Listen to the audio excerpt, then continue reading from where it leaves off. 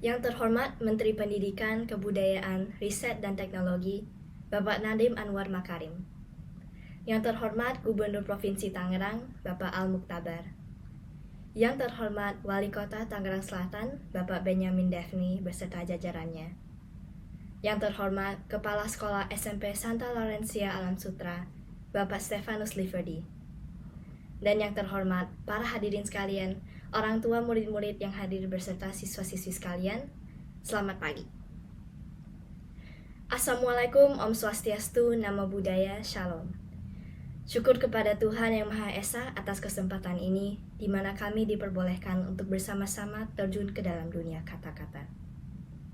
Saya adalah pecinta buku, sekedar ribuan kata yang tertulis pada lembaran-lembaran itu. Perkenalkan, saya Nadia Kristili sebagai Duta Literasi Indonesia. Sebelumnya, saya ucapkan Selamat Hari Pendidikan Nasional. Saya suka membaca buku dan mendengarkan orang tua saya bercerita pada malam hari, karena menurut saya cerita-cerita bisa membawa saya terjun ke dalam dunia yang baru. Tetapi, tahukah Anda bahwa batas kata-kata bukan hanya hingga berimajinasi, bukan sekedar mengerti, dan bukan sekedar mengetahui.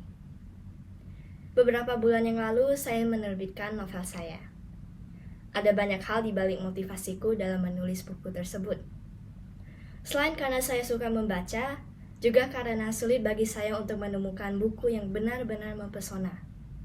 Hingga saat ini, hanya ada 2 cabang toko buku favorit saya di Indonesia, sementara banyak cabang lainnya terdapat di negara lain.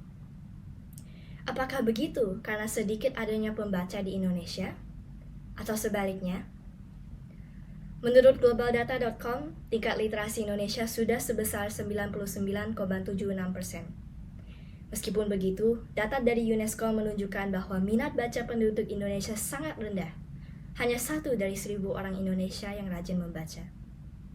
Mungkin karena tidak ingin dipandang sebagai kutu buku, tetapi angka ini adalah hal terakhir yang kita inginkan, yang mendorong kita untuk harus melakukan sesuatu.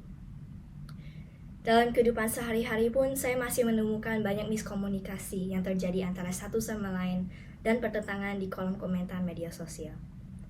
Salah satu penyebab dari fenomena ini bisa berasal dari kurangnya pemahaman dan peresapan informasi serta perasaan ketika dilampirkan sebuah teks atau laporan lisan.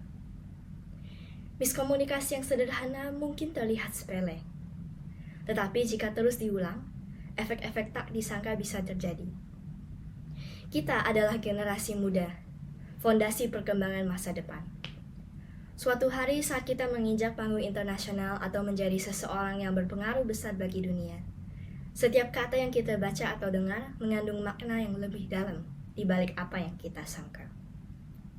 Hadirin sekalian, ingat, makna bukanlah arti. Maka, penting bagi kita untuk dengan sungguh-sungguh mendalami konteks, apa yang sedang terjadi, dan perasaan yang terkandung dalam kata-kata. Itulah literasi. Dengan begitu, mari kita mulai dari mengubah cara pandang kita. Membaca bukan hanya tentang frekuensi, tetapi juga tentang minat atau ketertarikan. Dan setiap orang memiliki a different spark yang mendorong mereka untuk membaca.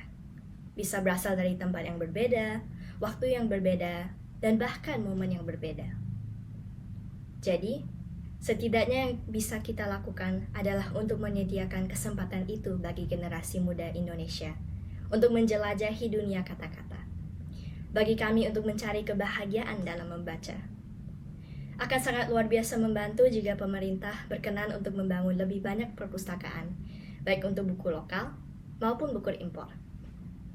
Maka, mari melihat dunia dengan mata yang penasaran untuk benar-benar mengerti dan meresapi. Karena mengerti membutuhkan waktu dan keinginan.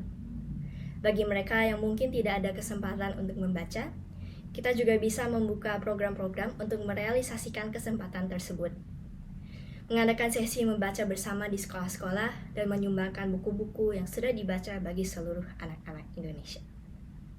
Dengan begitu, kita bisa dengan lebih sungguh-sungguh berkontribusi bagi perkembangan dunia dan menyiapkan Indonesia untuk perubahan yang sangat bermakna. Demikianlah pemikiran sederhana saya.